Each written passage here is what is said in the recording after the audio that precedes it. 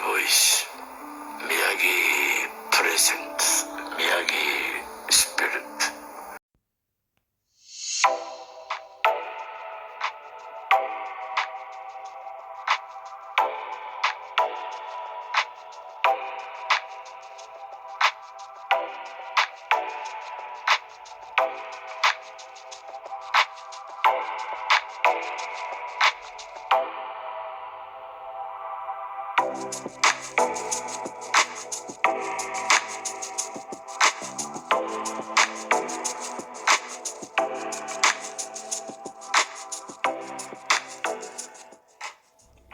Hello and welcome to Miyagi Bonsai.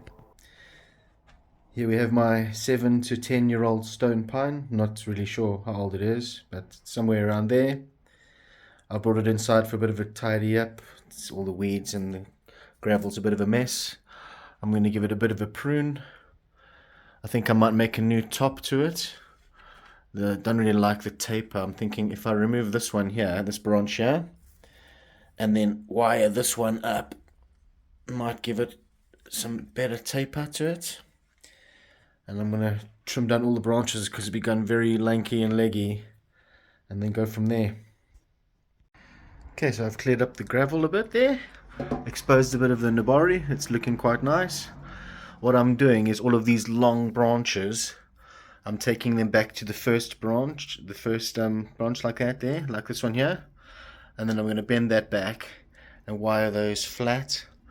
Like so, this one here, I'm going to cut that off there and then bend that one around to give that some nice shape and taper. I'm not sure what I'm going to do with the top yet, so I'm just working my way up to things that I definitely know need to go at the moment. So I'm dealing with this one branch here. It's quite an important branch, so don't think I want to cut it off too far. I'm thinking maybe go back to this new bud here. That's what I'm going to do. No going back now. That's off. Now looking at it, I might need to take a bit more off, but I don't want to cut too much yet. I'd rather work my way up, have a look at it, and then come back to it. And I've got another awkward branch here that's forking off there. I'm just wondering which one to keep, and by looking at it, I think I'll keep the one on the left. This will give it a bit more shape, whereas this one is just going to become straight. That one's got a bend in it, and that's what bonsai is all about, is giving it shape and taper. And that's gone there. Maybe clean that up a bit more. The concave pruners. There we go. I have also got some cut paste, just some cheapo stuff off eBay, but it works well, and it's green, so it blends in quite nicely, hides the scars.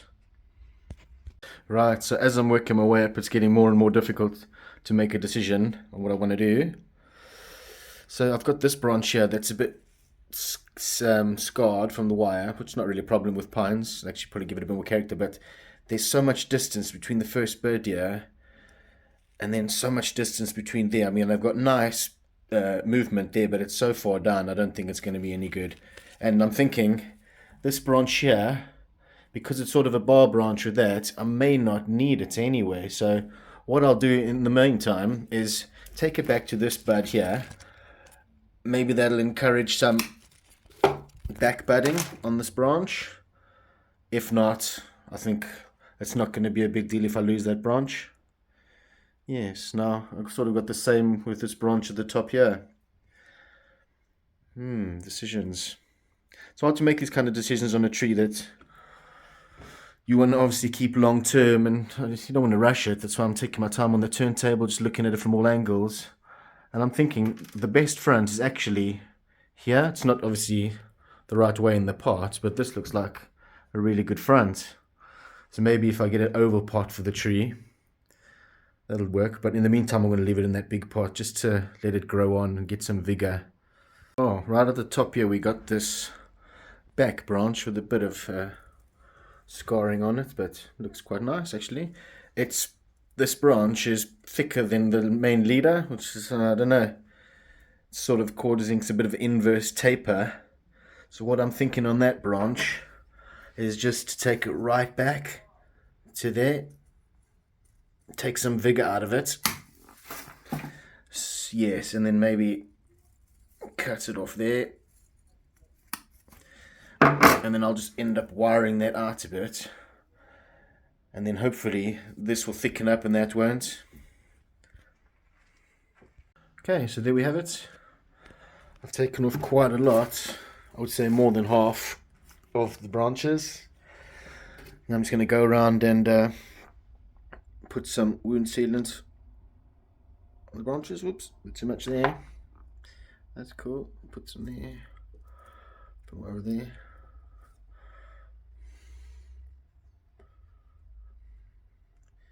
And now I'm going to start to wire the tree. Okay, so I've got the first branch wired using the Peter Chan inspired 2-branch principle, using one branch to the anchor the other.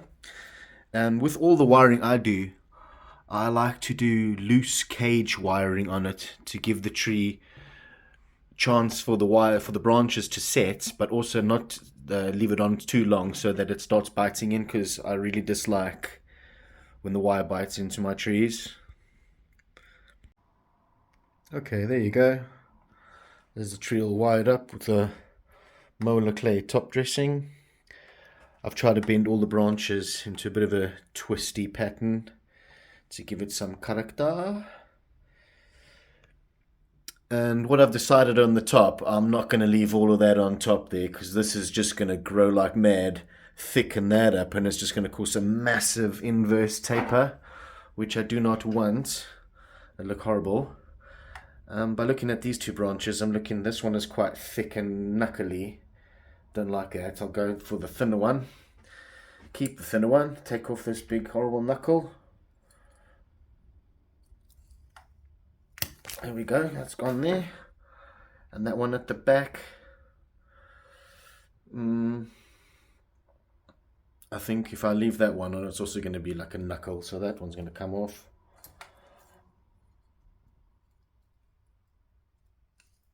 There's that one gone. And then with these 2, I might just take that one off there and then take that one to there, and that'll be that. And that's, it looks a bit bare now, but that might encourage some back budding down here, and then it will fill out in time. That's the thing with bonsai, it's all about time and patience and looking at the bigger picture further down the road rather than right now. It's all about patience and time. Thanks for watching. Cheers.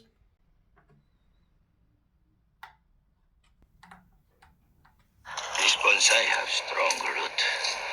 Same you. This tree now choose how it grow. So must you choose how you grow.